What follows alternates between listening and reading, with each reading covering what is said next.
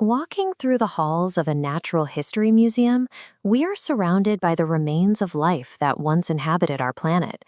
Two of the most famous exhibits you'll find are the towering giant Diplodocus and the iconic extinct dodo bird. Most of us have a very clear picture in our heads of how these creatures looked and behaved. However, those popular images are frequently the result of early guesswork rather than biological evidence. Take the dodo. Early museum displays were assembled as literal fakes. Curators constructed them using goose feathers and turkey feet, building a physical creature that matched their expectations of what a flightless bird should be. That image of a clumsy, overweight bird originated with 17th century European artists.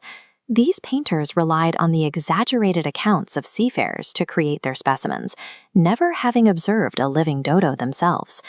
The Diplodocus faced a similar misunderstanding. Scientific theories long placed this dinosaur in deep swamps, suggesting it used its massive neck as a snorkel to reach the surface for air.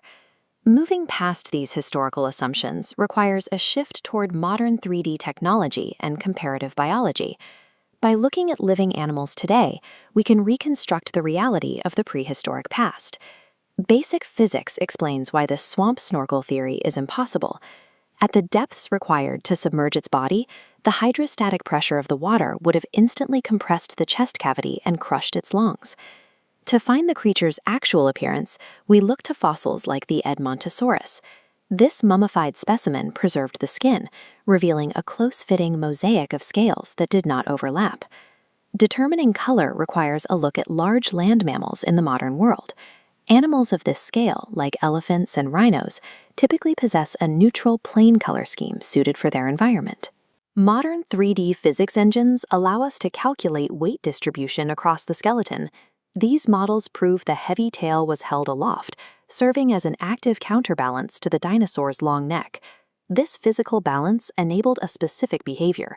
By shifting its weight to its hind legs, the Diplodocus could rear up to reach high canopy foliage that other herbivores could not access. Applying these physical constraints transforms our understanding of the Diplodocus.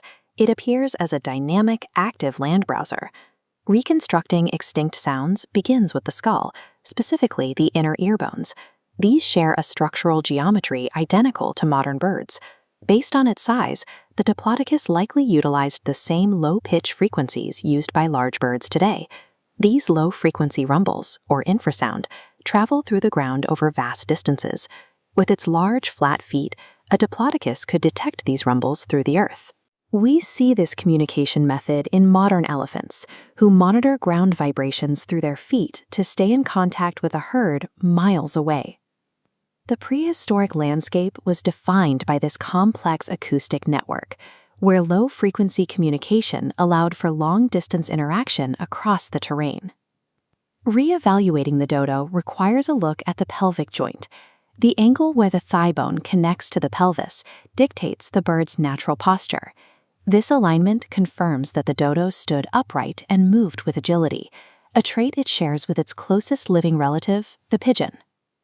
Its famously large beak was a specialized tool.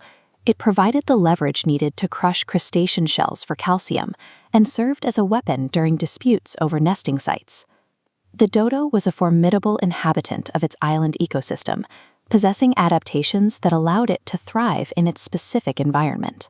These forensic details allow us to view these animals as they functioned in their natural habitats. CGI serves as a rigorous testing ground for biomechanical hypotheses. It allows researchers to verify if a skeletal structure can actually support the weight and movements suggested by the fossil record. These reconstructions remain accurate because they are anchored to the biological blueprints we observe in living animals today. Analyzing these creatures through the lens of modern biology reveals the sophisticated ways extinct life once navigated its environment, bridging the gap between ancient remains and the living world.